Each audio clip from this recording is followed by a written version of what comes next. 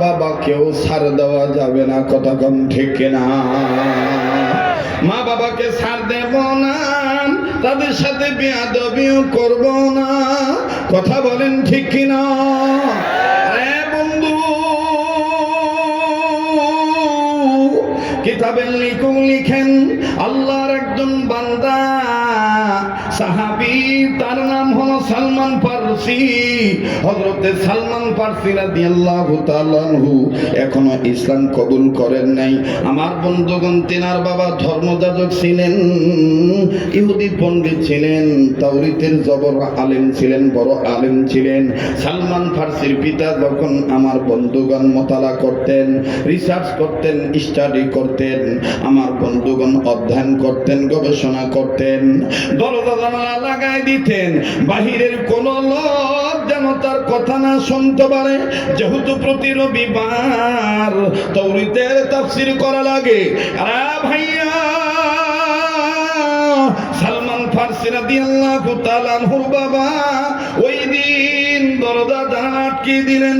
সালমানকে কাজ বুঝে দিলেন, ডেকে ডেকে বলে দিলেন, বেটা রে, ও আমার সন্তান, তুমি তোমার কাজে চলে যাও, আমি এখন কিতাব নিয়ে বলবো। দরজা জানালা লাগায় যখন তিনি কিতাব মোতালা করতেছিলেন, সালমান ফারসি কাঁধে ভার তুলে নিলেন।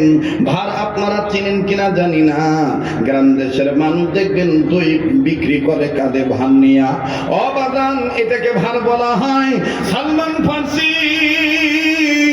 বোঝা অথবা ভার কাঁধে অথবা মাথায় নিয়া ওই দরজার সামনে দিয়া যখন যান, কিতাবে লিখি সালমান ফারসির পিতা দরজা জানালা বন্ধ করে তাওরীত মোতালা করতেছিলেন, তাওরীতের জ্ঞান অর্জন করতেছেন, তিনি বিষয় সাজাইতেছেন।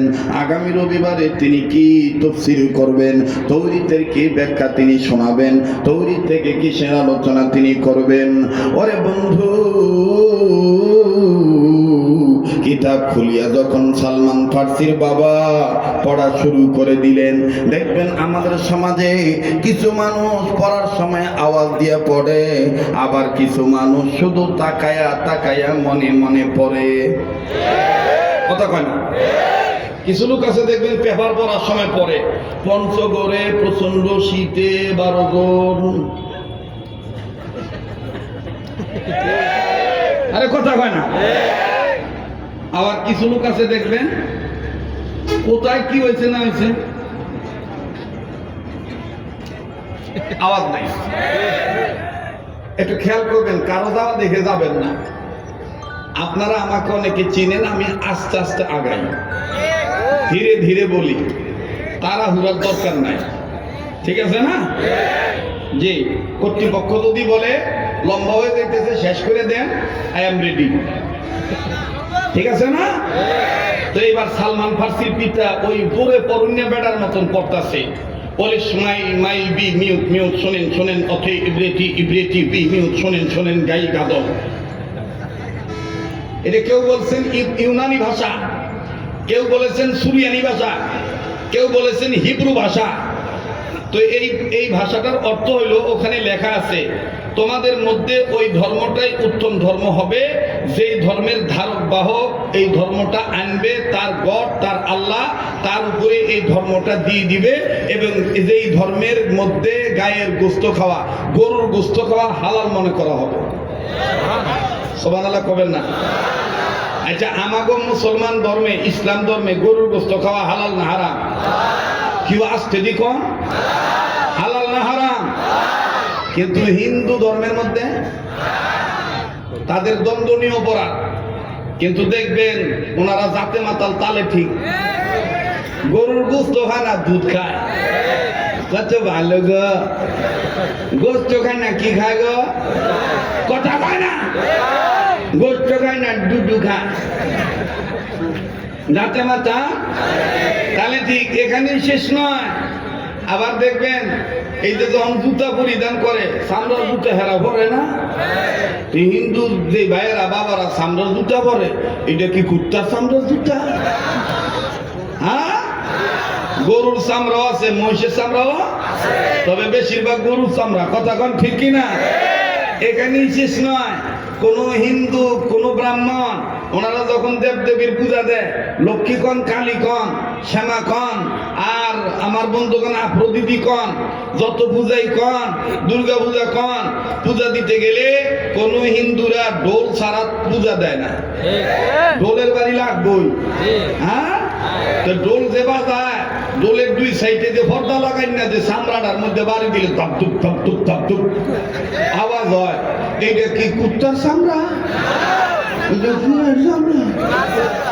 এই মিয়া জোরে কথা কও, কি এর চামড়া? গরুর চামড়া। এখানেই শেষ নয়, চা কিন্তু হিন্দুও খায়, বৌদ্ধও খায়, খ্রিস্টানও খায়, মুসলমানও খায়। খায় না? কেউ লাল চা খায়, কেউ দুধ চা খায়, কেউ চিনি ছাড়া খায়, কি চিনি লইয়া খায়। আবার ইদানিং বাইরেছে গ্রিন টি, গ্রিন চা আছে না? আমার ভাইরা, বেশিরভাগ চা যে লাল হয়, এটাকে আপনি মনে করেন চা পাতার কারণে লাল হয়? গোমর ভাগ করে ধুয়ে দিয়ে যায়। হ্যাঁ, আমার বন্ধুগণ, মুসলমানের অন্যতম একজন চিকিৎসাবিদ, তার নাম হলো আল্লামা ইবনে সিনা রহমাতুল্লাহি আলাইহি। তিনি তার পাঠ্যপুস্তকের মধ্যে লিখেছেন, তার চিকিৎসা বিদ্যার মধ্যে লিখেছেন, রং চা ততক্ষণ রং চা হয় না, লাল চা হয় না, চার কালার ব্রাউন কালার হয় না, খয়েরি কালার হয় না, রেড কালার হয় না, যতক্ষণ গরুর গোশত রক্ত থেকে এক ধরনের কেমিক্যাল আছে, ওই কেমিক্যাল না মিশন পর্যন্ত লাল চা লাল হয় না। তাইলে চা কি হিন্দুরা খায় না? হ্যাঁ, যাতে মাতাল তালে ঠিক, ঠিক কিনা বলেন? আর বেশিরভাগ আপনারা তো অনেকে জানেন না, পার্শ্ববর্তী রাষ্ট্র আমাকে বন্ধু রাষ্ট্র। কি যে বন্ধু, আরে বন্ধু রে, এই বন্ধু কোনোদিন চায় না বাংলাদেশে আল্লাহর আইন কায়েম হোক, নবীজি শাসন কায়েম হোক। এই বন্ধু চায় না। যে বন্ধু বন্ধুর ভালো চায় না, সে বন্ধু হতে পারে না, সে বন্ধুর কি দুশমন।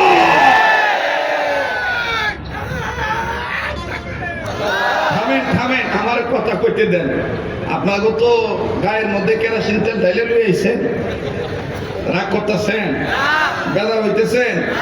তো এইবার সালমান ফার্সির পিতা কিতাবের মধ্যে লেখা দেখছে গায়ের গোশত খাওয়া হালাল, ওই ধর্মটা সত্য ধর্ম।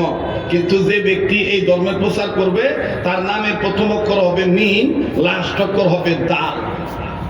সুবহানাল্লাহ কবেন না? আমাগো নবীর নামের প্রথম অক্ষর কি? লাস্ট অক্ষর। আবার কোন? প্রথম অক্ষর, লাস্ট অক্ষর দাল। এইটা যখন জোরে জোরে কইছে, তো সালমান ফার্সি যাইতেছে দরজার কাছে দিয়া, যাওয়া অবস্থায় ব্রেক করে ফেলেছে। হ্যাঁ, কার নাম শুনলাম? মোহাম্মদ নবীর নাম শুনলাম। ব্রেক হইয়া কানটা আরো পাইতে দিছে, দেখি তো ভিতর থেকে আরো কোনো আওয়াজ আসে কিনা। আমার বন্ধুগণ, সালমান ফার্সির বাপের আবার মনে চিন্তা হইলো যে আমার এই গোপন কথা বাহিরের কেউ শুনে কিনা, একটু দেখা লই। দরজার ভাষা দিয়া চাইয়া দেখে সালমান দাঁড়ায় রইছে। যেখানে বাঘের বয় সেখানে রাইট পোহায়। সালমান ফার্সির বাপের দরজা খুলে কয়, তুমি এখানে কি চাও? তো সালমান ফার্সি কয়, আমি তো কিছুই চাই না, আমি যাইতেছিলাম, আমার কানে আওয়াজ পাইলাম মোহাম্মদ। তো শব্দটা শুনে এত ভাল লাগলো, কাজের দিকে মন চায় না, শুধু মনটা চায় ওনার নামটা আর একটু শুনি। সালমান ফার্সির বাপে ডাক দিয়ে কয়, আর কেউ আছে নাকি তোমার সাথে? কয়, না, আমার সাথে আর কেউ নাই। কয়, তাহলে তুমি ভিতরে আসো। ভিতরে আসছে সালমান ফার্সির বাবা, সালমান ফার্সিকে ধরে ভিতরে টান দিয়া ভিতরে ঢুকেছে, ঢুকে আর দরজা লাগাই দিছে। লাগাই দিয়ে কয়, বাবা, তুই যেটা কানে শুনছ এটা তুই কাউরে কবি না। সালমান ফার্সি ডাক দিয়ে কয়, আব্বাই যদি এইভাবে নিষেধ করতেছে, মনে হয় ভিত্তি কিছু আছে। আর এটা আদম জাতের স্বভাব, যেটা না করবেন এটা বেশি বেশি করতে চায়। খালি যদি কোন যে এদিক তাকাইস না, এরপর না তাকাইলো, ঠিক না? তো ওর বাপে কইছে, এইটা তুমি কাউরে বলবা না। সালমান ফার্সি কইতেছে, আমার আব্বাই যেহেতু নিষেধ করছে যে কাউকে বলা যাবে না, সম্ভবত ভিতরে কিছু আছে। আমার ভাইরা নাক দিয়ে বলে, বাবা গো, অনুমতি চাই যদি তুমি অনুমতি দাও, আমি তোমার সাথে কিছু বিষয় শেয়ার করব, ক্লিয়ার হব। সালমান ফার্সির পিতা ডাক দিয়ে বললেন, অনুমতি দিলাম। ডাক দিয়ে বললেন, আব্বু আপনি আমার কাছ থেকে স্বীকারোক্তি নিয়েছেন, এই মুহাম্মদের নাম আমি কাউরে বলবো না। তবে আব্বু গো, আমি আপনার কাছে বলতে চাই, আব্বা আপনি যদি অনুমতি দেন আমি আপনার কাছে আবদার করব। বলে, বেটা ঠিক আছে, তুমি কি বলবো বলো। ডেকে ডেকে বলতেছেন, আব্বু গো মুহাম্মদের নাম আমি কাউরে বলবো না, তবে রে বাবা এই মুহাম্মদের নাম আমি আমার কানে শুনেছি, তাই এত মজা পেয়েছি। যদি আমার নিজের চোখে একটু দেখতে পারতাম তাওরাতের কোন কোন জায়গায় এই নামটা আছে, বিশেষ করে আজকে যে জায়গায় আপনি পাঠ করেছেন, এটা যদি আমি নিজে পাঠ করতে পারতাম, নিজে পড়লে আরো বুঝতাম, আরো ভালো লাগতো। সালমান ফার্সির বাবা ডাক দিয়ে বললেন, ঠিক আছে বেটা, এই নাও আমি তোমার কিতাব খুলে দিলাম। আরে বন্ধু, সালমান ফার্সি রাদিয়াল্লাহু তাআলা আনহু এবার কিতাব খুলে নজর করে দেখতেছে, শুধু মোহাম্মদ নামটাই নাই। মোহাম্মদ নামের অনুসারী হলে, মোহাম্মদ নবীর ইত্তেবা করলে, মোহাম্মদের আনিত ধর্ম মেনে নিলে ইহকালে পরকালে শান্তি পাওয়া যাবে গো। কিতাবের মধ্যে দেখা যায়, আমি কোন বা পথে মদিনাতে যাই, সবাই আমি কোন বা পথে, আমি কোন বা পথে মদিনাতে যাই। বলেন, আমি কোন বা পথে। না, আপনারা কি মদিনায় যাইতে চান না? মদিনার প্রেম অন্তরে নাই? বলেন না, আমি কোন বা পথে মদিনাতে যাই, আমি কোন বা পথে। ঘুমিয়ে আছেন দিনের নবী, চলো সবাই দেখতে যাই। ঘুমিয়ে আছেন দিনের নবী, আমি কোন বা পথে মদিনাতে যাই। বলেন, আমি কোন বা পথে। ঘুমিয়ে আছেন দিনের নবী, চলো সবাই দেখতে যাই। ঘুমিয়ে আছেন দিনের নবী, আমি কোন বা পথে মদিনাতে যাই, আমি কোন বা পথে। রওজা শরীফ বহু দূরে, লোহিত সাগরের পরে, উম্মতেরা সালাম দিলে, উম্মতেরা সালাম দিলে আমার নবী জানতে পায় আমি কোন বা পথে মদিনাতে, আমি কোন বা পথে। যা বলতে ভাল লাগে বুঝলেন আপনি সত্যিকার আশিকে রাসূল। আমি কোন বা পথে। নারায়ে তাকবীর, নারায়ে তাকবীর। আমার ভাইরা, সালমান ফার্সি কিতাবের মধ্যে মুহাম্মদ নবীর প্রশংসা যখন দেখলেন, সালমান ফার্সি এবার ডাক দিয়ে বলতেছেন, আব্বা ওয়াদা করতেছি কাউকে বলবো না, তবে বাবা গো এই মুহাম্মদ নবীর নাম প্রকাশ্যে দেখার পরে এই ভালো লোকের পক্ষে একটা সুপারিশ করার নিয়ত চলে এসেছে। আব্বা গো, আমি আর তোমাদের ধর্মে থাকবো না, ছেড়ে দিলাম তোমাদের ধর্ম, ইসলাম ধর্ম মানার জন্য নবীর দেশে রওনা দেব। সুবহানাল্লাহ। বাবা ডাক দিয়ে কয়, তাহলে কিন্তু আমি তোমাকে ত্যায্য করে দেব। সালমান বলে, লাগবে না, যা ইচ্ছা তাই করো, কিন্তু মুহাম্মদ নবীকে আমি বাদ দিতে পারবো না। যুবক ভাইয়েরা আমার, হযরত সালমান ফার্সি এই ঘটনা অনেক বড়, অনেক লম্বা, আমি এত লম্বা করে বলতেও পারবো না। শুধু সারমর্ম কথাটা বলতে চাই, একটু পর দেখবেন মনের অজান্তে চোখের পানি পড়ে যাবে। দোকানদার ভাইরা দোকানে বসেই বয়ান শোনো, বাড়িওয়ালারা বাড়িতে বসেই বয়ান শোনো, গাড়িওয়ালারা গাড়িতে বসেই বয়ান শুনিও। ওলামায়ে কেরামগণ আপনারা অন্তর থেকে দোয়া করবেন, মাইয়াশফা শাফাআতান, ভালো কাজের পক্ষে আসলে দেখেন, ভালো কাজের আমলনামার পক্ষে আসলে আপনার আমলনামায় ভালো পার্সেন্টেজ জমা হয়ে যায়। কেমনে জমা হয়ে যায়? সালমান ফার্সি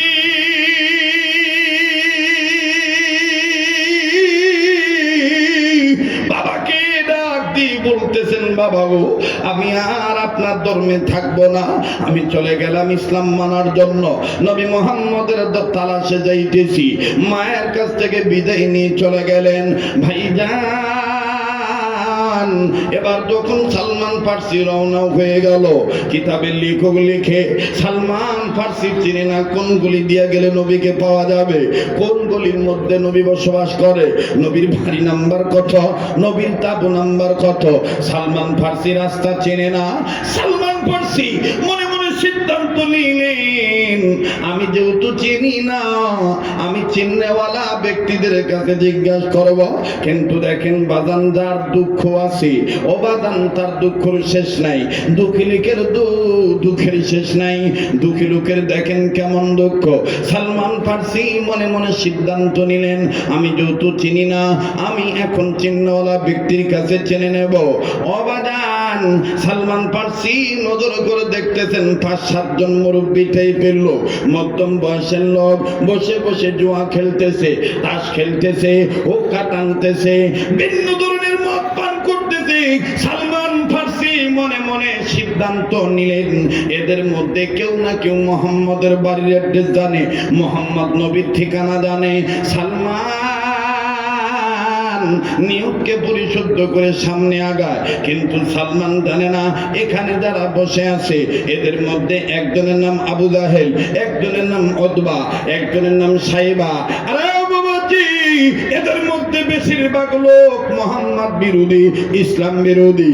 আমার ভাইরা, সালমান ফার্সি যখন তাদের কাছে যেয়ে দাঁড়াইলো, ওই দিন সকালবেলায় সিদ্ধান্ত নিয়েছে আবু জাহেল, মুহাম্মদের তালাশে যদি কেউ আসে আমরা তাকে কারাগারে নিক্ষেপ করব, আমরা তাকে গৃহবন্দী করব, আমরা তাকে আটকায় রাখবো, মুহাম্মদ নবীর ধর্মে তাকে যাইতে দেব না, আমরা তাকে বাধা সৃষ্টি করব। সালমান জানে না তাদের গোপন মিটিং এর কথা। সালমান ফার্সি কাছে যাইয়া ডাক দিয়ে বলে, ও আমি একজন ভিন্ন পথিক, আমার বাড়ি বহুদূর, আপনাদের কাছে জিজ্ঞাসা করে জানতে চাই কোথায় গেলে, কোন রাস্তায় গেলে মুহাম্মদ নবীকে পাবো। আবু জাহেলের মেজাজ গরম হয়ে গেল, এইটা আবার করতে নিয়ে আইলো, ধর ওরে ধর। ও কি জানে না আমরা মুহাম্মদের শত্রু, শুধুমাত্র অপরাধ একটাই, মুহাম্মদ নবীর কথা বলেছে, তার বিরুদ্ধে মামলা হয়ে গেল। আবু জাহেল বলে দিল, এই ব্যক্তি তোমার নাম কি? সালমান বলে, আমার নাম অমর, দেশের বাড়ি ওখানে, এত দূরে এই রাষ্ট্রে, কি জন্য আসছো? ইসলাম কবুল করার জন্য। নবীর পক্ষে আমি থাকবো, ইসলাম কবুল করব, বায়াত গ্রহণ করব, আল্লাহ জান্নাতে যাব, চিরস্থায়ী সুখময় ঠিকানা জান্নাত পাবো। আবু জাহেল ডাক দিয়ে বলে, তুমি কি জানো আমরা মুহাম্মদ বিরোধী? বলে, আমি জানি না। বলে, জানো না, এটাই তোমার অপরাধ, তুমি কেন মুহাম্মদের নাম নিলা? তার বিরুদ্ধে আটকাদেশ হয়ে গেল, গৃহবন্দী করে ফেললো, মামলা দিয়ে দিল, 1 মাস তাকে জেল খাটতে হবে। আমার ভাইরা, আবু জাহেল বুদ্ধি পরামর্শ করে বলতেছে, এই 1 মাসের মধ্যে তার মন চেঞ্জ হয়ে যেতে পারে, সে আবার জাগার ভোলা জায়গায় ফেরত যেতে পারে, আটকায় রাখ 1 মাস। আমার বন্ধুগণ, কিতাবের লেখক লিখে 1 মাস 3 দিন আগের ঘটনা, ইসলাম কবুল করার 1 মাস 3 দিন আগের ঘটনা। কষ্ট হচ্ছে আপনাদের? কয় মাস? 1 মাস। আটকা দিচ্ছে কয় মাস? 1 মাস। আমার ভাইরা, 1 মাসের মধ্যে 1 সপ্তাহ, 2 সপ্তাহ, 3 সপ্তাহ চলে গেছে, 25 দিন, 26, 27, 28, 29। সালমান মনে মনে বলতেছে আজকে তো আমাকে মুক্তি দিয়ে দিবে। 30 দিনের দিন সালমান আশা নিয়ে বসে আছে, আজকে আমাকে জামিন দিয়ে দিবে, আমি অনায়াসে মুহাম্মদের দরবারে চলে যাব, আর কাউকে জিজ্ঞেস করব না, কালেমা পড়ে মুসলমান হয়ে যাব। কিন্তু শয়তান তো শয়তানই, শয়তানই। এখনো আমার বাংলাদেশে দেখবেন ভালো লোকের জামিন হইল, আবার অন্য একটা মামলা দিয়ে এখনো আটকায় দেয়। কিন্তু খারাপ লোক টাকার ধনধান্যে, ক্ষমতার জোরে, অস্ত্রের বলে, পাওয়ারের বলে দেখবেন সকালে গ্রেফতার হয়, রাত্র আবার সকাল হওয়ার আগেই ফুলের মালা দিয়ে সে জামিন নিয়ে বেরিয়ে আসে। কথা বলেন ঠিক কিনা? তো সালমান ফার্সি মনে মনে চিন্তা করতেছে আজকে তো জামিন পাবো, কিন্তু ওই দিন আবার আবু জাহেল আবার মিটিং কল করছে, এই কালকে তো সালমানের মুক্তি দেওয়ার কথা, এরে জিগাও, এরে জামিন দিলে কই দেব, বাপের বাড়ি যাইব না মোহাম্মদের বাড়ি যাইব। মানে আবু জাহেলের চিন্তা হইলো এতদিন সাজা দিছি, এখন তো ইসলাম ভুলে দেব। কিন্তু আবু জাহেল জানে না, আবু জাহেল মার্কার লোকেরা জানে না, মুমিনদেরকে যতই কারাগারে রাখেন, মুমিনদেরকে যতই আটকা দেন, যতই গৃহবন্দী করেন, যতই নজরবন্দি করেন, মুমিনদের ইমানের স্পিড তার দ্বারা আরো বেড়ে যায়। ঠিক কিনা বলে?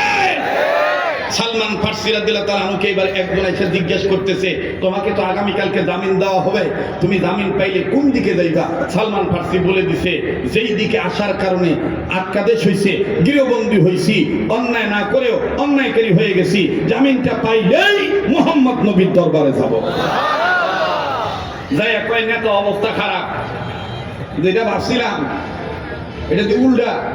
আবু জাহেল ডাক দিয়ে কয়, তো 1 মাস আরো 3 দিন বাড়ায় দে, এই 3 দিন খানা খাদ্য পানি পর্যন্ত দিবি না, দেখি ওরে কেমনে মোহাম্মদ বাঁচায়, ওকে কেমনে মোহাম্মদের আল্লাহ বাঁচায়। আল্লাহ পারে কি পারে না? আল্লাহ হেফাজত করতে পারে কি পারে না? মুহতারাম হাজিরিন, এবার সালমান ফার্সি রাদিয়াল্লাহু তাআলা আনহু 1 মাস 1 দিন 2 দিন গেছে গা, 3 দিনের দিন কতক্ষণ আর পানি না খেয়ে থাকুন যায়। এখন সালমান ফার্সি আমার বন্ধুগণ শাহাদাত আঙ্গুল মুখের ভিতর দিয়ে তোষণ মারতেছে আর বলতেছে, ও মালিক, ও মালিক, আমার মনে হয় আমাকে এরা মেরেই ফেলে দিবে।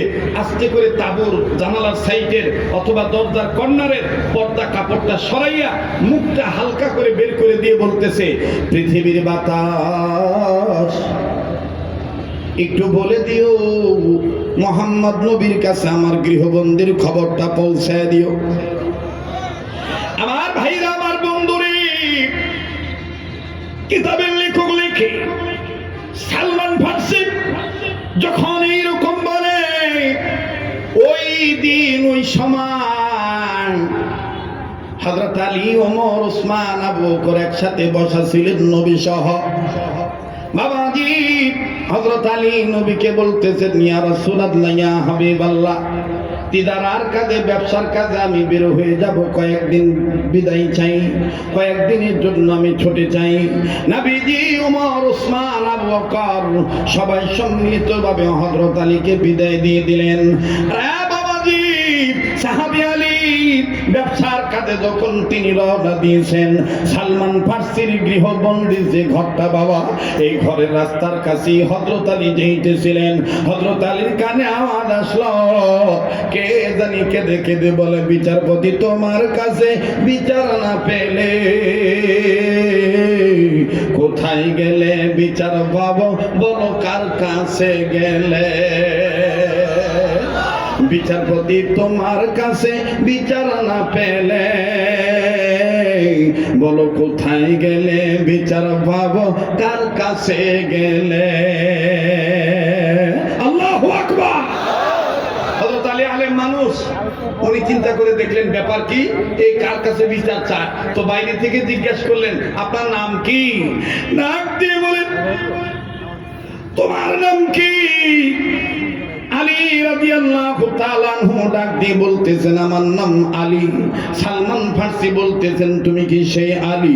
তাওরাতের মধ্যে তোমার নাম আবু বকরের নাম, ওসমানের নাম, ওমরের নাম আর আলীর নাম একসাথে এক জায়গায় আছে। এরা হবে মুহাম্মদের সহচর, এরা হবে মুহাম্মদের সফর সঙ্গী, এরা কেউ হবে মুহাম্মদের কবরের সাথী, এরা কেউ মুহাম্মদ নবীর কবরের পাশে থাকবে, এরা কেউ নবীজির পাশে থাকবে, হিজরতের সাথী হবে। তুমি কি সেই আলী, যে আলীর দুটি সন্তান হবে জান্নাতি যুবকদের লিডার, জান্নাতি যুবকদের সর্দার? তুমি কি সেই আলী, যে আলীর বিবি হবে জান্নাতি মহিলাদের সর্দারিনী?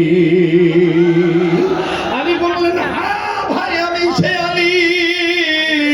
তোমার পরিচয় বলো, তুমি কে, আর কেন এই গৃহবন্ধু হয়ে কান্দ? তোমাকে কে আটকা রাখছে? সালমান ডাকতে বলতেছেন, আমার অপরাধ একটাই, ভালো পথে আসার সাপোর্ট চাই, ভালো পথে আসার জন্য সুপারিশ চাই। এই সুপারিশ পেতে যাই আমাকে আটকায় দিয়েছে, একটি মাস আমাকে আটকায় রাখছে। জামিন দেওয়ার কথা, জামিন দেয় নাই। মোহাম্মদ নবীর চিরশত্রু হিসাবে তারা পরিচয় দিয়েছে। ও আলী,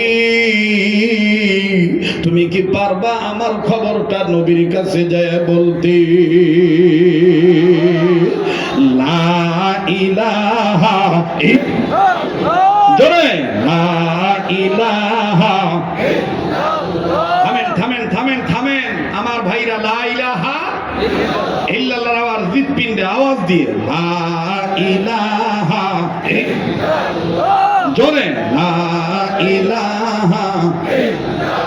চমৎকার, লা ইলাহা ইল্লাল্লাহ। জবান খোলেন, লা ইলাহা ইল্লাল্লাহ। আরো জোরে, লা ইলাহা ইল্লাল্লাহ। জোরে জোরে, লা ইলাহা ইল্লাল্লাহ। মোহাব্বতে, লা ইলাহা ইল্লাল্লাহ।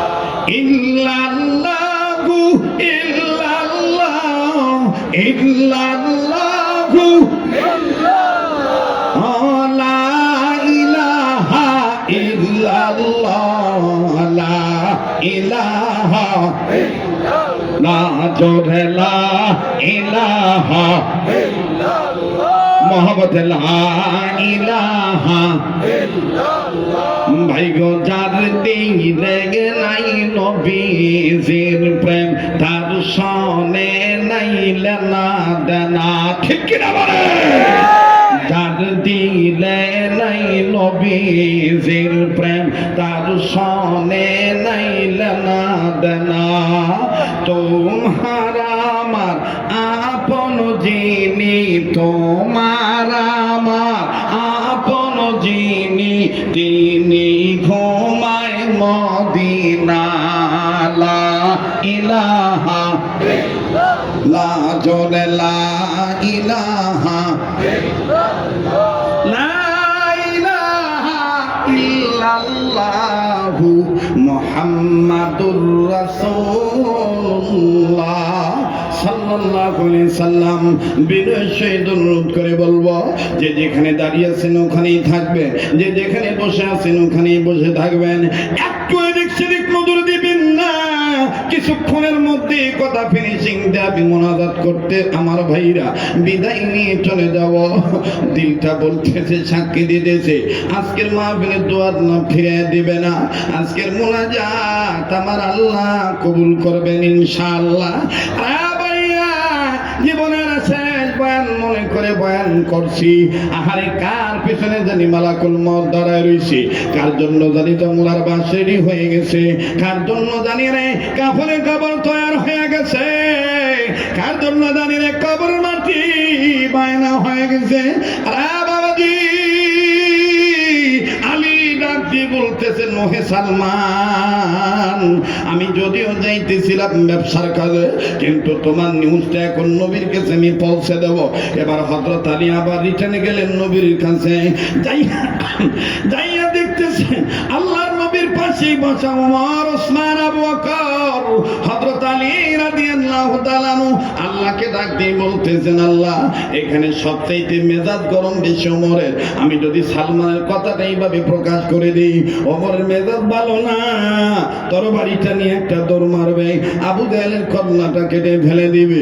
না না, আমি নবীর কানে কানে গোপন করে বলবো। এবার বিশ্ব নবী নজর করে দেখতেছেন আলী আবার রিটার্নে আসছে। আবার আপনার নবী ডাক দিয়ে বললেন, আলী আলীরে তুমি কেন আবার আসলা কেন বুঝলাম না। হযরত আলী ডাক দিয়ে বললেন নবীজি এমনি আসি নাই, আসছি আমি আপনার কাছে একটা খবর নিয়ে, বড় একটা খবর নিয়ে আসছি গো নবীজি। নবী বললেন কি খবর বলো। হযরত আলী ডাক দিয়ে বললেন নবীজি আমি আপনার কানে কানে বলতে চাই, ওমরকে একটু দূরে সরতে বলেন, কেননা এই ঘটনা ওমর জানলে ওমরের মেজাজ ঠিক থাকবে না। হযরত ওমরকে নবীজি ইশারায় বললেন ওমর তুমি দূরে চলে যাও। এবার হযরত ওমর অনেকটা দূরে চলে গেলেন। মনে করেন ব্রিজের এই মাথা থেকে ওই মাথায়, এই মাথায় নবী আর ওসমান, আলী, আবু বকর বসা, ভিন্ন দিকে ওমর ওই পারে যায় দাঁড়াইছে। তবে ওমর কিন্তু এই দিকে নবীজি আর আলী কি বলে এই দিকে বাদান লক্ষ্য করে আছে। আমার ভাইরা, আমার বন্ধুগণ, হযরত ওমর ডাক দিয়ে বললেন আল্লাহ যদি এই কাজের যোগ্য আমি হই, যেই কথা আলী বলবে গো আমার আল্লাহ, ওই খবরটা আমি ওমরের কান পর্যন্ত তুমি পৌঁছাইয়া দিও। আবার বলেন না আল্লাহু আকবার। প্লিজ মাথা ডাউন হারাবেন না, একটু পরে দেখবেন শুধু মজা আর মজা। কষ্ট হচ্ছে আপনাদের? হযরত ওমর অনেকটা দূরবর্তী স্থানে দাঁড়াইলে সাহাবী আলী নবীজির কানে কানে বলে নবীজি গো সালমান ফার্সি আপনার কাছে এসে ইসলাম কবুল করবে। জায়গা চেনে না, রাস্তা চেনে না। পথিমধ্যে আবু জাহেলে জিগাইছে, আবু জাহেল বাড়িওয়ালারে ভাঙ করিয়া সালমান ডিগ্রি বন্দি করে আটকায় রাখছে। 1 মাস পরে জামিন দেওয়ার কথা, 1 মাস হয়ে গেছে। আবার যখন আপনার কাছে আসার ইচ্ছা পোষণ করেছে গো নবীজি, তখন আবার আবু জাহেল মিল্লা আরো 3 দিন বাড়ায় দিয়েছে। ওদিক দিয়ে হযরত ওমর আলীর কথা চেষ্টা হইতে সাহাবী ওমর চিৎকার মেরে ডাক দিয়ে কয় নবী গো কি হইছে সালমান ফার্সির একটু বলেন না, শুনতে মন চায়।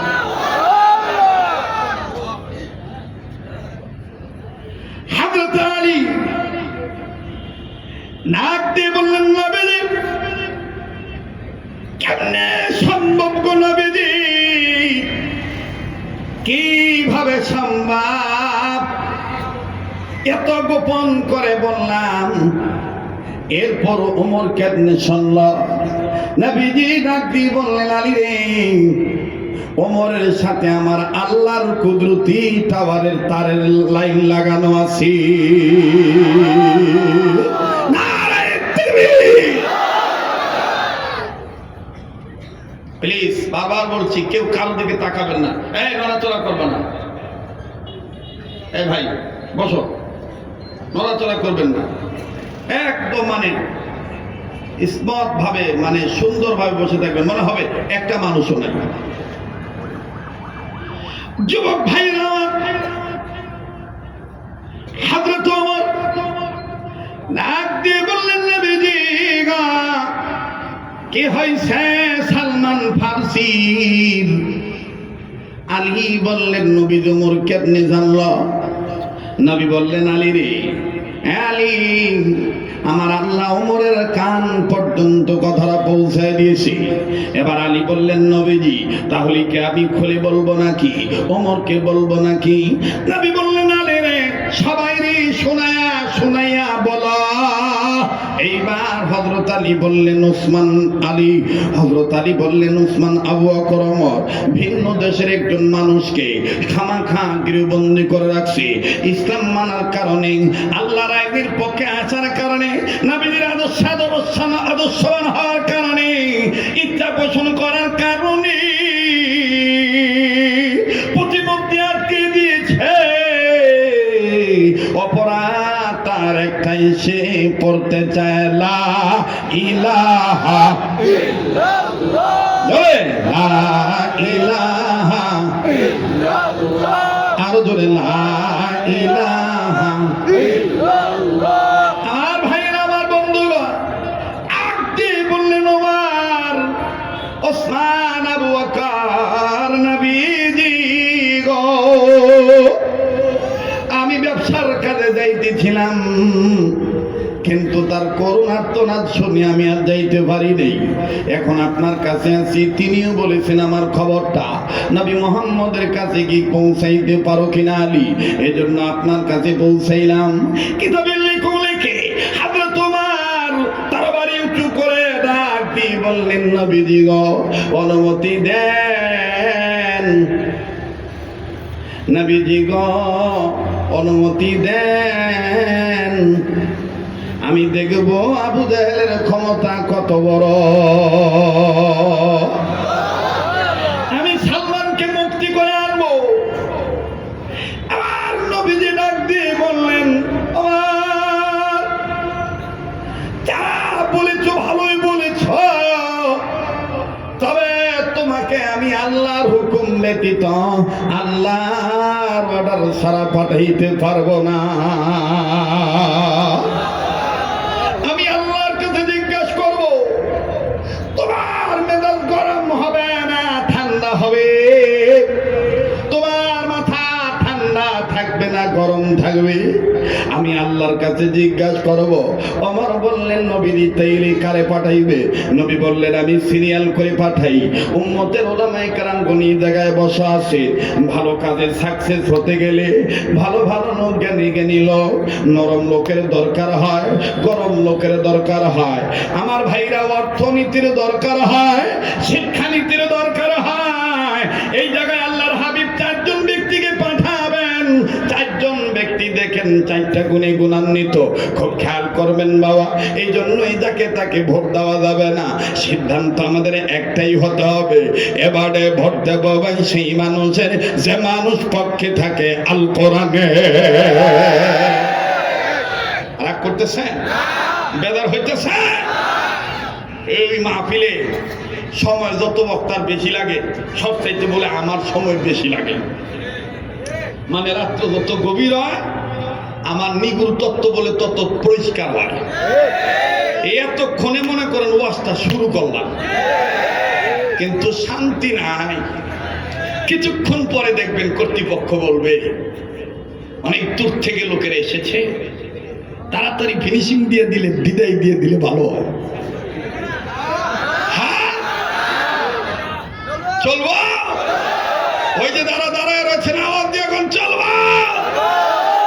আবার একটু তাকবীর দিয়া উর্বর জমিনে বর্বর থেকে দাফন করার লক্ষ্যে বলেন তো আল্লাহু আকবার।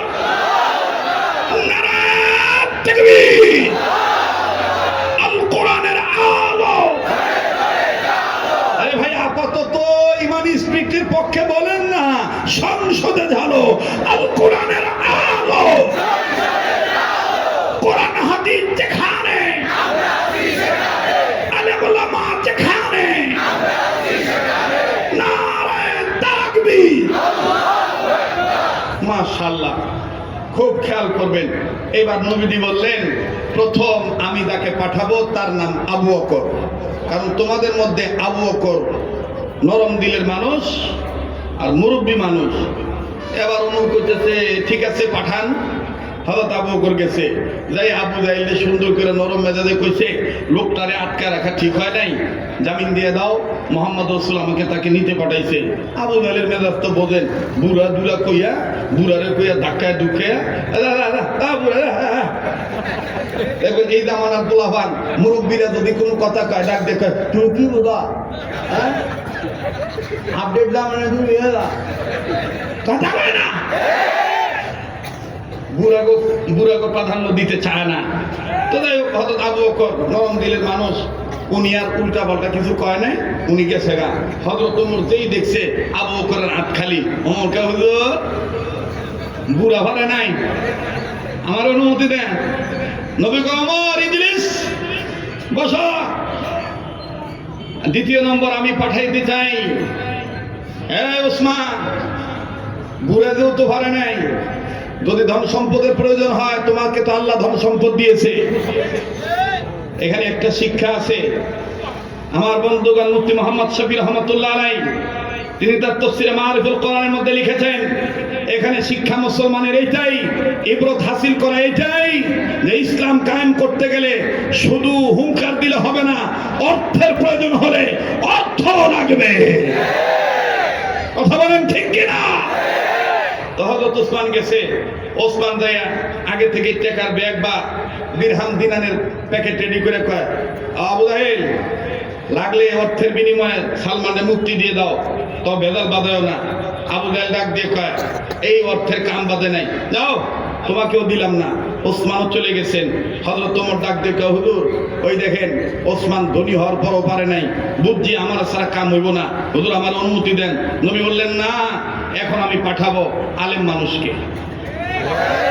প্রথম যাহাকে পাঠালেন তিনার ব্যাপারে নবী নিজে বলেছেন, আরহামু বি উম্মতি আবু বকর, আরহামু উম্মতি বি উম্মতি আবু বকর রাদিয়াল্লাহু তাআলা আনহু। আল্লাহু আকবার। দ্বিতীয় যাকে পাঠাইলেন তার নাম, তার ব্যাপারে হায়া আল উসমান। আল্লাহু আকবার। তৃতীয় যাকে পাঠালেন তার ব্যাপারে আকদাহুম আলী। আল্লাহু আকবার। এইবার হযরত আলী গেছে, হযরত আলী যে জ্ঞান বিকাশ করে, জ্ঞান প্রকাশ করে তিনি জ্ঞানী মানুষের পরিচয় দিয়ে বলেছেন, এটা ঠিক নয়, এটা জুলুম হচ্ছে, এই ভদ্রলোকটাকে কেন আটকায় রেখেছো? সে যদি মারা যায়, যেটা আপনারা বিগত জীবনে দেখেছিলেন, কোরআনের পাখি মরহুম মাওলানা দারুল হোসেন সাইদি রহমাতুল্লাহ আলাইহি, তার কোনো অপরাধ ছিল না। মাওলানা মতিউর রহমান নিজামী রহমাতুল্লাহ আলাইহি, তার কোনো অপরাধ ছিল না। আব্দুস সুবহান রহমাতুল্লাহ আলাইহি, তার কোনো অপরাধ ছিল না। আব্দুল কাদের মোল্লা, তার কোনো অপরাধ ছিল না। অপরাধ একটাই ছিল, আল্লাহর জমিনে আল্লাহর আইনকে প্রতিষ্ঠা করা।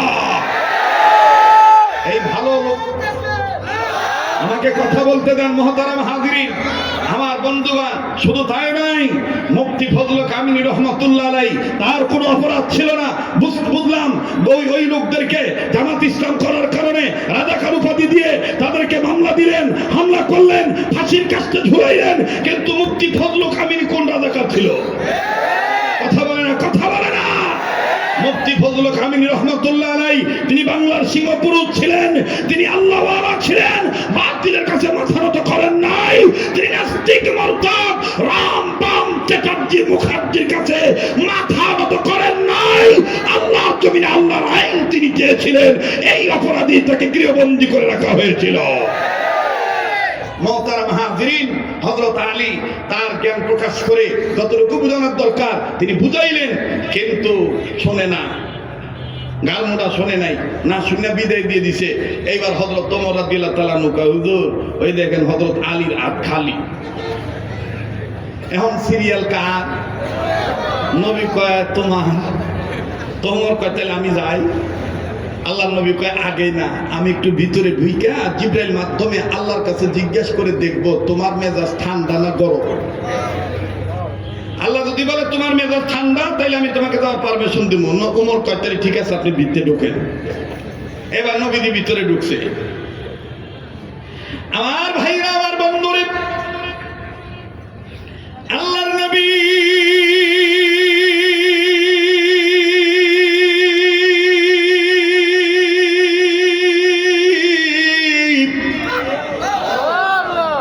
হুজরাখানার ভিতরে ঢোকার পর জিবরাইল আমিন চলে আসলেন। এদিক দিয়া হযরত ওমর, ওসমান, আলী, আবু বকরকে বলে, আপনারা দাঁড়ান, নবী আমার মেজাজ ব্যাপারে জিজ্ঞাসা করবে আল্লাহর কাছে। নবী আমারে খোঁজে কইয়েন ওমর বাড়ির গেছে সব তরবারি আনতে। হযরত ওমর বাইর গেছে, বাইর যে বউরে কইছে তরবারি এসে কয়টা?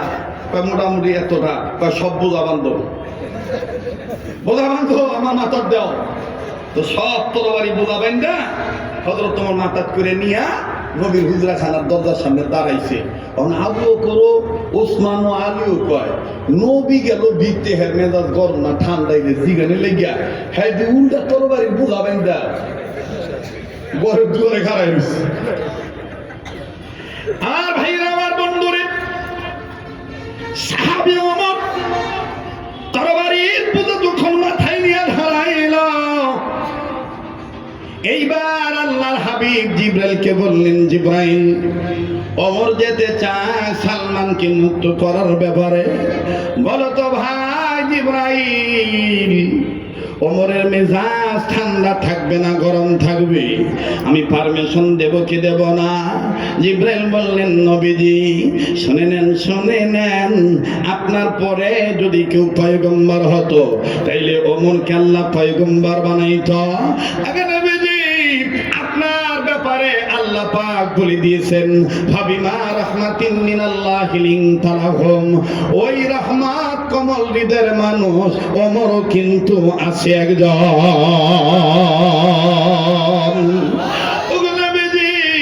ওমরকে যাইতে বলবেন, ওমরের মেজাজ ঠান্ডা থাকবে গরম হবে না। তবে নবীজি আপনি ওমরকে একা যাইতে দিবেন না, ওমরের সাথে আপনিও যাইবেন, আপনার সাথে ওমর যাবে। আজ এমন একটা ঘটনা আবার আল্লাহ সালমানকে কেন্দ্র করে পৃথিবীর বুকে ঘটায় দিবে। ইতিহাসের পাতায় কিয়ামত পর্যন্ত স্বর্ণালী অক্ষরে লেখা থাকবে ওয়া কানাল্লাহু আলা কুল্লি শাইইন মুকিতা। আল্লাহু আকবার। এইবার গেছে আমার ভাইরা হযরত ওমরের ব্যাপারে নবী জানলেন, মেজাজ ঠান্ডা থাকবো। আল্লাহর নবী হুজরাখানার পর্দা সরাইছে, বাইরে দেখে যে ওমরের মাথার তরবারির বোঝা। নবী কয় কিও তোমার মাথার তরবারির বোঝা কে? কয় হুজুর আপনি বিশ্বাসই করেন না যে আমার মেজাজ ঠান্ডা থাকবো, এর লেগে আমি যেহেতু আমার হাত তোলা লাগে তরবারি বেশি উঠে, আমার মুখের আগে হাত তলে বেশি, এর লেগে সব তরবারি আমার কাছে জমা দিয়ে দিতেছি, আমি খালি হাতে যাবো। তবে নবী একটা কথা আপনারে কই, যারা পাক্কা মুসলমান হয় এক অস্ত্র লাগে না, নিরস্ত্র ভাবেই তারা ইসলামের পতাকা তুলে ধরতে পারে। সত্যিকারের মুসলমানরা কখনো জঙ্গি হতে পারে না, বোমাবাদীর সাথে লিপ্ত হতে পারে না, রক্ষাকর সাথে সম্পর্ক রাখতে পারে না। কথা বলেন ঠিক কিনা? আমার বন্ধুগণ, হযরত ওমর রাদিয়াল্লাহু তাআলা আনহু ডাক দিয়ে কয় হুজুর এই যে আপনার পাক কদমে সব জমা দিলাম, আমি যাই। নবী বললেন ওমর তুমি একা না, আমাদেরকে আল্লাহ যাইতে বলছেন। এবার বিশ্বনবী আগে, আবু বকর পিছে, তার পিছে ওমর, তার পিছে ওসমান, তার পিছনে আলী, সবাই চলছেন এক পথে চলি গেছে। যাওয়ার পরে ইহুদিরা আবু জাহেল কইছে মনে হয় মোহাম্মদ তার দলবল লইয়া আইব, আইলে তুমি একটা শর্ত দিবা। কি শর্ত দিবা? যে মুক্তি দেওয়া হবে না, মুক্তি দেওয়া হবে না। শর্ত দিতে পারি, এক শর্তের বিনিময় মরু প্রান্তের উপরে যদি 1000 খাজুরের বিচি লাগাইতে পারে, আর এই খাজুরের বিচি লাগাইলেই হবে না, এই খাজুরের গাছ মুহূর্তের মধ্যে বড় হইতেইব, এই বড় হইলে হইব না, এই খাজুরের গাছে আবার খাজুর ধরতে হইব, এইটা আবার ভাগতে হইব, এটা খাইয়া টেস্ট করে দেখবা কেমন লাগে। এটা যদি ভারে বাগান না বানায় দিতে তাইলে সালমানকে মুক্তি দেওয়া যাইব, নাইলে দেওয়া যাইব না। এমনি কয় ঠিক আছে নেতা, আপনি যেটা কইবেন আমরা তো সেইভাবে চলুন। এবার মোহাম্মদ নবী আসছে, আইসা জিজ্ঞেস করছে ও বাড়িওয়ালা কি অপরাধে তাকে আটকায় রাখছো? যথেষ্ট হয়েছে, মুক্তি দাও না। ইহুদি বলে মোহাম্মদ শর্ত আছে, মুক্তি পেতে হলে এই 1000 গাছ খাজুরের বিচি লাগাইতে হবে, আমার বাড়ির চতুর্পাশে বিশাল আকারে বাগান তৈরি করে দিতে হবে, মুহূর্তের মধ্যে খাজুর ধরবে, পাকবে, খাবো, তারপর সালমানকে মুক্তি দেব। তো কেউ কোনো কথা কয় না। ওমর আগায় কয় হুজুর অনুমতি দেন, এরা জনমের খাজুর খাওয়ায়। কেউ কোনো কথা কয় না, কিন্তু ওমর কইতেছে হুজুর অনুমতি দেন, এরা জনমের খাজুর খাওয়াই দিই। বিশ্বনবীকে ওমর এটাকে তুমি রাগ করে কইতেছ? কয় না না রাগ না, এটা কথার ভিত্তিতে কথা আর কি। হ্যাঁ এটা কি মনে আখাক্কা আখাক্কা।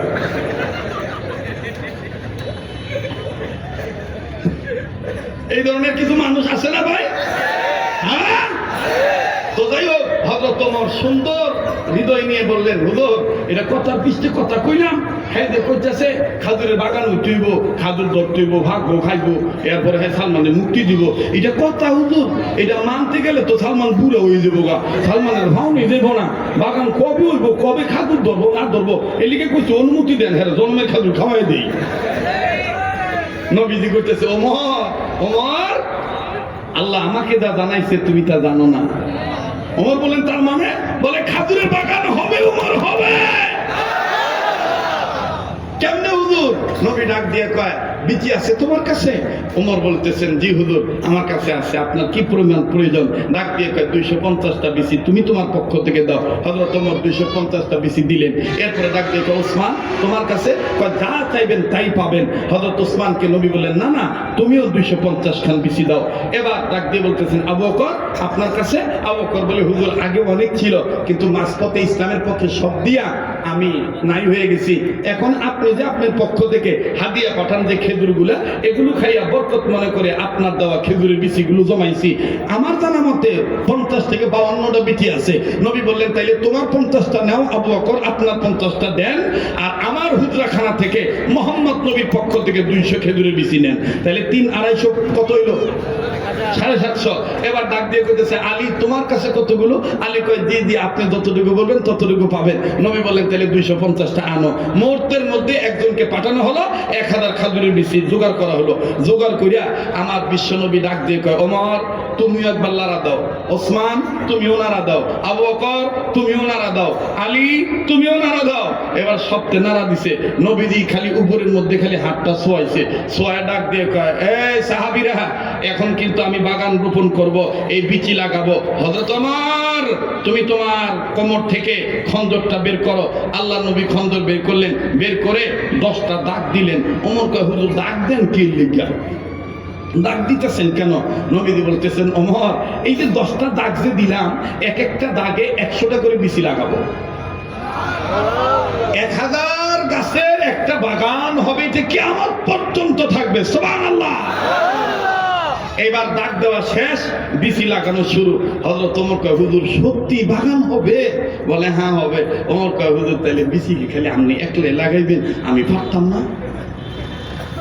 নবী কয়, তোমারও মন চায় বিচি লাগাইতে? বলে হ্যাঁ। তাহলে আমি অনুমতি নেই, আল্লাহর কাছে অনুমতি চাইছে। আল্লাহ জিবরাইলকে বললেন, জিবরাইল নবীকে আমার সালাম জানিয়ে বলে দাও, হ্যাঁ সবাই নবীর সাথে শরীক হইতে পারবে বিচি লাগানোর কাজে, কিন্তু শর্ত মানতে হবে, কারো চোখ খুলে লাগাইতে পারবো না, সবাই খানা হয়ে লাগাইতে হইব, চোখ বন্ধ করে লাগাইতে হইব।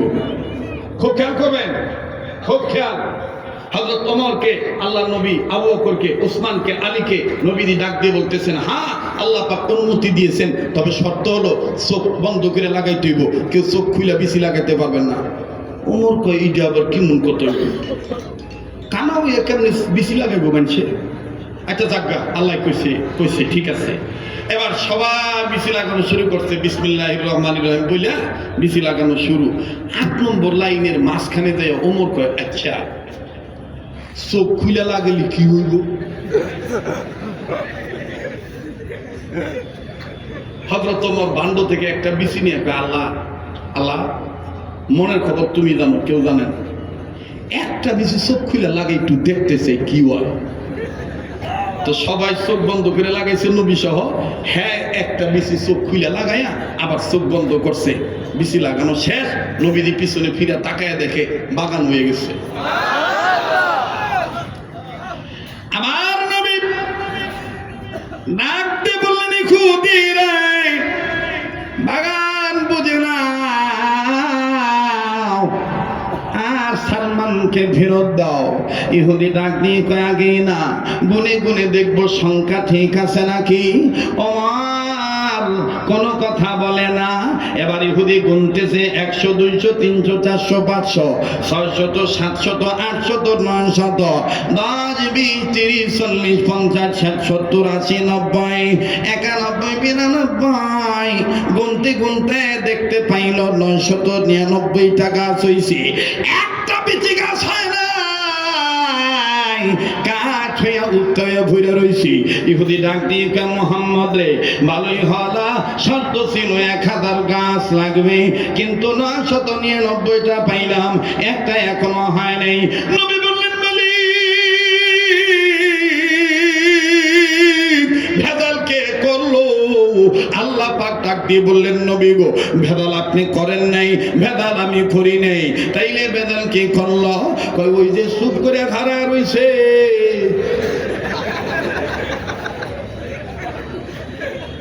হ্যাঁ ভেজালটা করছে। নবীজি ওমরের দিকে তাকায় কয়, খাত্তাবের বলা, কি করছো?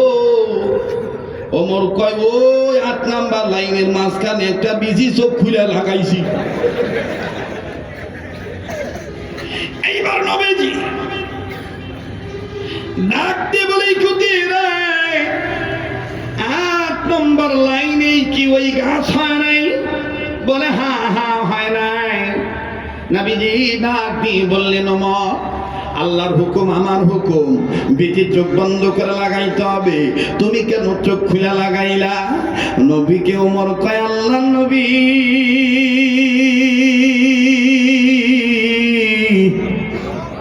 আমি কিন্তু চোখ খুলে বিচি লাগানোর আগে আল্লাহরে কইয়া লাগাইছি। আল্লাহু আকবার বলো, আল্লাহু আকবার বলো জোরে, আল্লাহু আকবার বলো। তুমি রহিম, তুমি করিম, তুমি যে সত্তার, তুমি খালিক, তুমি মালিক, তুমি যে জব্বার, তাই তো তোমার সিফাত হলো আল্লাহু আকবার। আল্লাহু আকবার বলো জোরে, আল্লাহু আকবার বলো। ও ভাই এতগুলো মানুষের আওয়াজ হইতেছে না, বলেন না আল্লাহু আকবার বলো। মাশাআল্লাহ, আল্লাহু আকবার বলো। আকবার। আমরা গুনাহগার গো আল্লাহ, আমরা গুনাহগার, ধরে আমরা গুনাহগার গো আল্লাহ, তুমি মোদের গুনাহ মাফ করে দাও, তোমার নাম যে গফুর গফফার। আমরা গুনাহগার গো আল্লাহ, জোরে আমরা গুনাহগার গো আল্লাহ, মোদের গুনাহ মাফ করে দাও, তোমার নাম যে গফুর গফফার। আমরা গুনাহগার গো আল্লাহ, তুমি রহিম, তুমি করিম, তুমি যে সত্তার, তাই তো তোমার সিফাত হলো আল্লাহু আকবার, তাই তো তোমার সিফাত হলো আল্লাহু আকবার। নারায়ে তাকবীর। ওগো নবী আমি কিন্তু আল্লাহরে কইলেই চোখ খুলে লাগাইছি। এবার নবীজি বলতেছেন তাহলে আমি আল্লাহরে জিগাই, আল্লাহ জানার পরও কেন বিচি থেকে গাছটা করলো না? এবার আল্লাহ পাক বলতেছেন নবী ওমরকে বলেন হ্যাঁ কি লিগে চোখটা খুলে লাগাইছে, ইহার মধ্যে মুসলিম উম্মার শিক্ষা আছে। সুবহানাল্লাহ। আর আমার বন্ধুরে অনুরোধ করে বলবো সর্বোচ্চ 10 মিনিটের মধ্যে কথা ফিনিশিং হয়ে যাবে, মোনাজাতে হাত তুলবো, প্লিজ এই সময় নড়বেন না বাবাজি। কঠিন একটা করুণ চিত্র তুলে ধরবো, একটু ধৈর্য ধরেন বাবা। ওমর রাদিয়াল্লাহু তাআলা আনহুকে নবীজি বললেন ওমর তুমি বলো তুমি কেন চোখ খুলে লাগাইলা? ওমর বললেন নবীজি গো ইয়া রাসূলুল্লাহ ইয়া হাবিবাল্লাহ, ওগো নবীজি আপনি আমাদের আদর্শিক নেতা, আপনি আমাদের মহান নেতা, আপনি বলেছেন চোখ বন্ধ করে লাগাইতে। তাম পৃথিবীর মুসলিম উম্মাহকে আমি জানিয়ে দিলাম নেতার আনুগত্য করতে যাইয়া মন মতলবি করলে ওই কাজের রেজাল্ট কোনোদিন ভালো হয় না। ওগো নবীজি আপনি বলেছেন চোখ বন্ধ করতে, কেউ আমি ইচ্ছা করে চোখ খোলার কারণে রেজাল্টটা ভালো হয় নাই, সালমানকে মুক্তি দিল না, বাগান হয় নাই। নবীজি গো আপনি না আমাদের আমির, আপনি না আমাদের নেতা, উলিল আমরি মিনকুম, নেতার আনুগত্য করা লাগবে।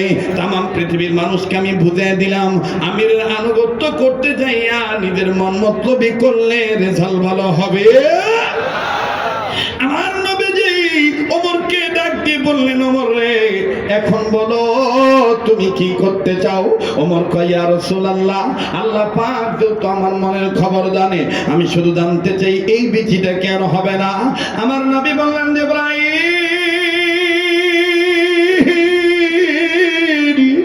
আমার নবীকে সালাম দিয়ে বলে দাও যাইও মা আদর্শিক নেতা করতে যাইয়া, ভালো কাদের সুপারিশ করতে যাইয়া, আদর্শ নেতাকে সাপোর্ট দিতে যাইয়া আমি আমার বান্দা ওমর আমি আল্লাহর কাছে বইলা কাজটা করেছি। আমি আল্লাহ পাক আমার নবীকে জানিয়ে দিলাম ওই ওমর যদি আবার চোখ বন্ধ করে এই বিচিটা লাগায়, আমি রব্বে কাবা জাল জালালি ওয়াল ইকরাম ঘোষণা করে দিলাম এই গাছটাই 999টা গাছের চাইতে বড় হবে। শুধু বড়ই হবে না, এই একটা গাছে 4 রকমের ফল আমি আল্লাহ ধরায় দেব। আরো ধরে আরো ধরে। আর নবীজি নাক দিয়ে বললেন, ওমর তুমি ভেজাল করেছো, আল্লাহ বলেছেন তোমাকে বীজ লাগাইতে। এবার হযরত ওমর বিসমিল্লাহ বলে এই ছোট্ট দানাটা হাত দিল। আবু বকরকে নবী বললেন তুমিও হাত দাও, ওসমান তুমিও হাত দাও, আলী তুমিও হাত দাও। আমি নবীজিও হাত দিলাম। ছোট্ট একটা দানা, এতগুলো মানুষের হাত কেমনে লাগবে? জিবরাইল বললেন সোয়াল লাগলেই হয়। এবার হযরত ওমর চক্ষু বন্ধ করে শেষ বিচিটা যখন মাটিতে রোপণ করলেন, চক্ষু খুললেন, নবী সহ নজর করে দেখতে পাইলেন ওই 999টা গাছের চাইতে এই গাছ আঁকা বাঁকা পথে সব চাইতে বড় হয়ে গেছে। আর একটি গাছে 4 রকমের খাজুর ধরছে, এক সাইডে আদা কাঁচা, আর এক সাইডে পাকা, আর এক সাইডে বিচি ছাড়া, আর এক সাইডে বিচিওয়ালা। একটু জোরে কন্যা সুবহানাল্লাহ। এইবার আমার বললেন নবীজি এই বাগান ইহুদিকে বুঝায় দেন, সালমানকে মুক্ত করে নেন। ইহুদির কাছে নবীজি গেলেন। ইহুদি কান্দা ডাক দি, হুজুর মানুষের বুদ্ধিতে আপনারে কষ্ট দিয়েছি, ভেবেছিলাম পারবেন না, যে আল্লাহ আপনার কথা শুনে আমি আর আবু যারের কথা শুনবো না। সালমানকে মুক্তি দেওয়ার আগে আমারই কালেমা পড়াইয়া মুসলমান বানায় দে। বাজানরে ইহুদি মুসলমান হয়ে গেল। এবার বলল আমি সালমানকে খুলে দিই তালা, অথবা বাজানরে কাপড়ের বান্ধন খুলে দিল। সালমান ফার্সি মুক্তি পাইলে, সালমান ফার্সি মুক্তি পাইয়া প্লিজ আমার দিক তাকান, এই পাগলের দিকে তাকাইলে ঠকবেন না।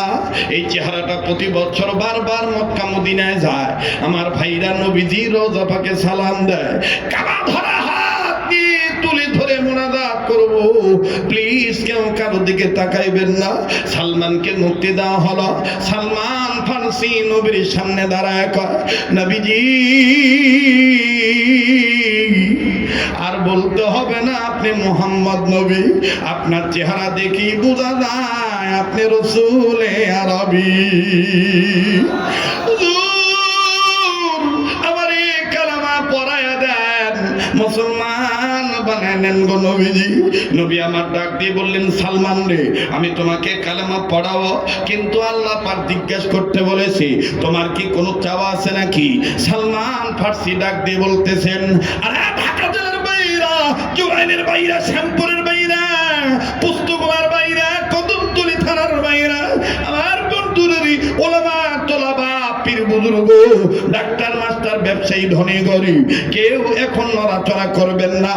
আমার বন্ধুগণ, আমার বাবাজিরা, হযরত ওমর, হযরত ওসমান, হযরত আলী, আবু বকর, এমনকি নবীজি সহ বলতেছেন আল্লাহ পাক তোমার কাছে জানতে চেয়েছে তোমার কি কোনো চাওয়া আছে নাকি?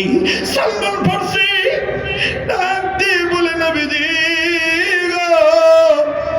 আবার 2টা দিনই চাওয়ার আছে। এক নাম্বার হইল আমি আমার মায়ের অনেক পাগল, হুজুর গো আমি আমার মাকে একটু দেখতে চাই। 2 নাম্বার চাওয়া হইল আমার জীবন থেকে যে 1 মাস 3 দিন চলে গেল, আমি কি আর 1 মাস 3 দিন ফিরে পাবো? নবীজি বললেন, না সালমান, আল্লাহ বলেছেন তুমি যা চাইবা সব পুরা করে দিয়ে দিবে।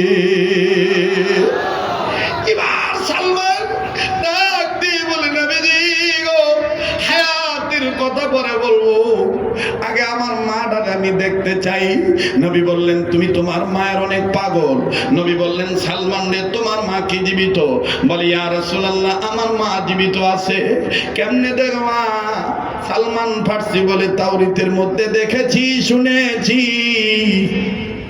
আমার বাবার কাছে জেনেছি, আপনি উর্দু গমনে সফরে যাবেন, আপনার লোকেরা আবু জাহেল বিশ্বাস করবে না।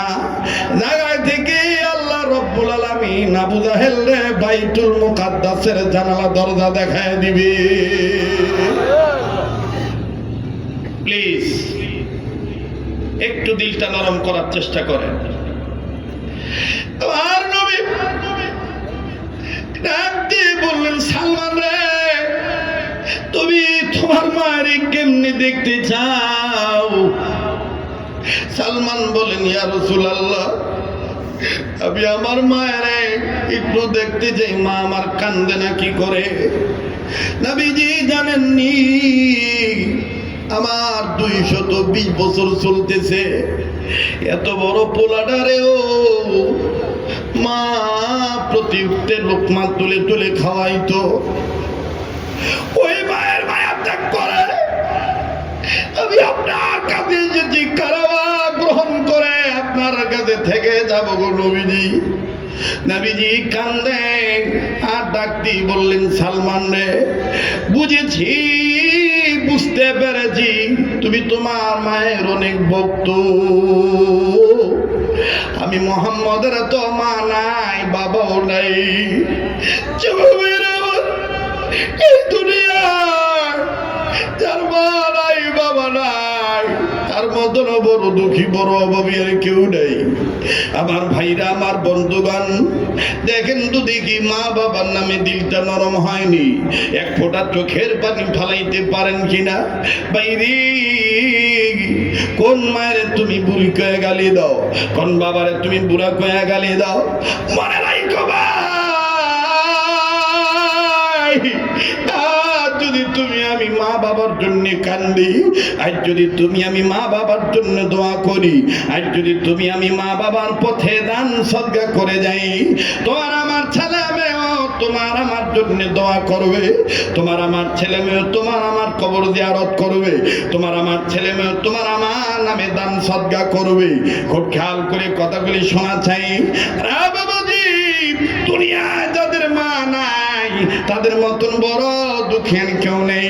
ভাইয়া, তুমি ইসলামী আন্দোলন করতে চাও, ভাই তুমি হালাল পথে কামাই করতে চাও, ভাই তুমি তাফসীর মাহফিল শোনো, আলেমদের কাছে আসো, ভালো কথা।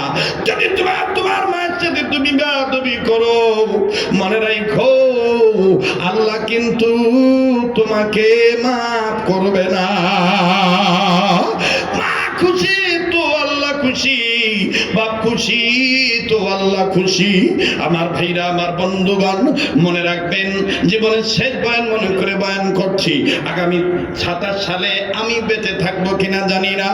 এই চেয়ারটার মধ্যে কত বুজুর্গ বসছি, চেয়ার আছে, বুজুর্গরা নাই। মরহুম দেলওয়ার হোসেন সাইদি রহমতুল্লাহ নাই, চরমনের পীর সৈয়দ ফজল করিম রহমতুল্লাহ আলাইহি নাই, আব্দুল আব্বাসী রহমতুল্লাহ আলাইহি নাই, মরহুম মাওলানা আব্দুল গাফফার রহমতুল্লাহ আলাইহি নাই, নাই নাই নাই। আমি একদিন থাকবো না, কিন্তু এই চেয়ারটা থাকবে।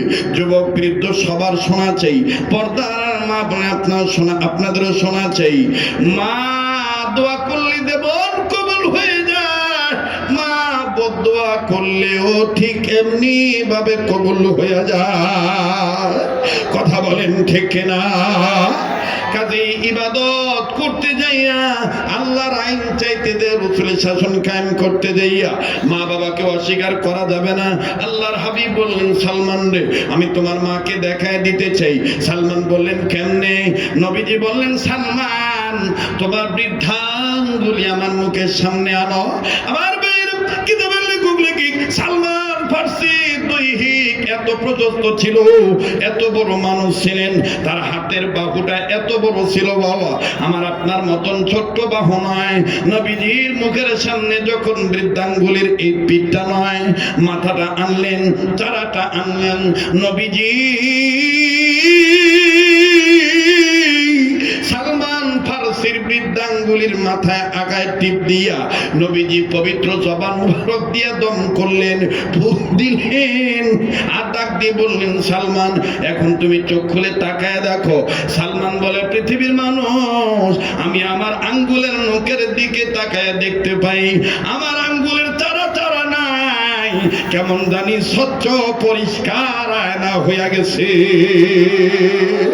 ওই আয়নার মধ্যে আমি সালমানের ছবি দেখা যায় না, আমি দেখতে পাই আমার মা আমার জন্য বসে বসে কান্দার দোয়া করে বলে, পৃথিবীর মালিক, আমার ছেলে তো ভালো লোকের সঙ্গ দিতে গেছে, ভালো পথে গিয়েছে। আল্লাহ পৃথিবীর মালিক, তোমার কাছে বলি, আমার ছেলে সালমান যেখানে থাকবে, যেভাবে থাকবে, ভালো রাখো। আর যার তালাশে গেছে তাকে তার কাছে আমার ছেলের রেখে দিও। আল্লাহু আকবার। মোহতারাম হাজিরিন, সালমান ফার্সি দেখলেন তার মার চেহারা। এবার নবীজি বলেন, সালমান তুমি কালেমা পড়ে ফেলো। সালমান ফার্সি কালেমা পড়ে ফেললেন, মুসলমান হয়ে গেলেন। এবার ডাক দিয়ে কয়, সালমান 103 দিন চলে গেছে তোমার জীবন থেকে, তুমি ভালো পথে এসেছো, তুমি অনেক কষ্ট করে জেল খেটে গৃহবন্দী হয়ে নজরবন্দী হয়ে আপনা ত্যাগ করে দেশ ত্যাগ করে তুমি ইসলামের পক্ষে এসেছো। তুমি মনে করিও না যে যে আল্লাহ হায়াত কেটে দিতে পারে, ওই আল্লাহ আবার হায়াত বাড়াও দিতে পারে। কথা বলেন ঠিক কিনা? তখন নবীজি আল্লাহর কাছে বললেন, আল্লাহ আমার সালমানের দ্বিতীয় চাহিদা, তার এই 103 দিন সে ফেরত চায়, মানে 1 মাস 3 দিন সে ফেরত চায়। আল্লাহ পাক ডাক দিয়ে বলেন, জিব্রাইল আমার নবীকে বলে দাও, আমার এই বান্দা অসৎ পথ ছেড়ে দিয়ে সৎ পথে এসেছে, অন্যায় পথ ছেড়ে দিয়ে ন্যায় পথে এসেছে, মানুষ পূজা করা পথ ছেড়ে দিয়ে আমি আল্লাহর গোলামি করার জন্য এসেছে, মানুষের তৈরি করা আইনকে লাথি মেরে আমি আল্লাহর আইনকে মানার জন্য সে চলে এসেছে। আমি আল্লাহ, তুমি জিব্রাইল মাধ্যমে নবীর কাছে জানিয়ে দিলাম, এই সালমান ফার্সির 1 মাস 3 দিন নয়, তার জীবনে আমি আল্লাহ 130 বছর বাড়িয়ে দিলাম। 220 আর 130 কত হয়? 220 আর 130 300। কিতাবের লেখক লিখে, সালমান ফার্সি সবচেয়ে বেশি হায়াত পেয়েছিলেন নবীর সাহাবীদের মধ্যে, তার বয়স ছিল 350 বছর সে পেয়েছে। সুবহানাল্লাহ। এই জন্য আজকের এই মজলিসে আমরা দীপ্ত শপথ করব, আমাদের হায়াতের জিন্দেগিতে যত সময় আমরা পাবো, কোন সময় ইসলাম ছাড়া, আল্লাহর পথ ছাড়া, রসুলের আদর্শ ছাড়া আমরা চলবো না, আমরা যাব না, আমরা ভালো কাজের পক্ষে থাকবো ইনশাআল্লাহ। কারা কারা তৈরি আছেন দুহাত তুলে আল্লাহকে দেখান। নারায়ে তাকবীর। এবার হাত নামান। এবার একটু ওয়াদা নিতে চাই, কাবা দেওয়ার হাতের সাথে একসাথে দোয়া করে যাবেন না ইনশাআল্লাহ? যারা দাঁড়িয়ে আছেন ব্রিজের উপরে, ছাত্র ভাইরা, চাকরিজীবী বন্ধুরা, শ্রমিক বাবারা, মোনাজাত করবো ইনশাআল্লাহ, মোনাজাত কবুল হবে ইনশাআল্লাহ। প্লিজ দোয়া না করে কেউ যাবেন না। এখনই মাহফিল কমিটির পক্ষ থেকে আগামীকালকের এবং পরশুর অনুষ্ঠান সূচি ঘোষণা করা হবে। এরপরে ওনাদের অনুমতি ক্রমেই দোয়ার মাধ্যমে আপনাদেরকে বিদায় দেবো। প্লিজ দোয়া না করে কেউ যাবেন না। সম্মানিত সুধী মণ্ডলী, পোস্তগোলা বালুর মাঠে 7 দিন ব্যাপী ঐতিহাসিক ইসলামী মহাসম্মেলনের আগামীকাল 6ষ্ঠ দিবস। আগামীকাল মঙ্গলবার মাগরিবের নামাজের পরপরই গুরুত্বপূর্ণ আলোচনা পেশ করবেন তরুণ মুফাসসিরে কোরআন, আলেমে দ্বীন আলহাজ মাওলানা হাফেজ বাইজিদ হোসেন সালেহ সাহেব। এশার নামাজের পরপরই অত্যন্ত গুরুত্বপূর্ণ আলোচনা পেশ করবেন আন্তর্জাতিক খ্যাতি সম্পন্ন কারি ও মুফাসসিরে কোরআন আলহাজ মাওলানা হাফেজ কারি রফিক আহমদ ওসমানী সাহেব। এবং তার পরপরই সর্বশেষ প্রধান মেহমান হিসাবে আলোচনা পেশ করবেন আন্তর্জাতিক খ্যাতি সম্পন্ন মুফাসসিরে কোরআন, ইসলামী চিন্তাবিদ, বাংলার বলিষ্ঠ কণ্ঠ, জৈনপুর দরবার শরীফের সুযোগ্য পীরে কামেল আলহাজ হযরত মাওলানা মুফতি ডক্টর সৈয়দ এনায়েতুল্লাহ আব্বাসী অসিদ্দিকী সাহেব। আমি আজকের মতো আখিরি মোনাজাত পরিচালনা করার জন্য আজকের প্রধান মেহমান আলহাজ মাওলানা হাফেজ আব্দুল খালেক শরীয়তুল্লাহ সাহেবকে বিনীত অনুরোধ করছি। মোহতারাম হাজরিন, আপনারা যে আলোচনা শুনলেন, এরকম তত্ত্বভিত্তিক আলোচনার কিতাব আমার এই লেখার কিতাবের মধ্যে পাবেন। কোরআন সুন্নাহ মিশ্রিত সুন্দর সুন্দর আলোচনা, যে আলোচনা অধ্যয়ন করার দ্বারা, পড়ার দ্বারা, পাঠ করার দ্বারা জীবন পরিবর্তন হবে ইনশাআল্লাহ। মৃত মানুষ কথা বলে, আমার লিখিত কিতাব। এরপরে যে মা বোন পর্দা করে না, মা বোনদেরকে আল্লাহওয়ালা বানানোর নিয়ত করে আমার বন্ধুগণ একটি কিতাব আমি লিখেছি, জান্নাতি নারী বৈশিষ্ট্য। এরপরে যে সুন্নতের উপর আমল করিতে পারলে অভাব থাকবে না, মরণকালে কালেমা নসিব হবে, মরণ ব্যাধি, জটিল কঠিন ক্যান্সার, বড় রোগ আপনার হবে না। এই তিনটি বিষয়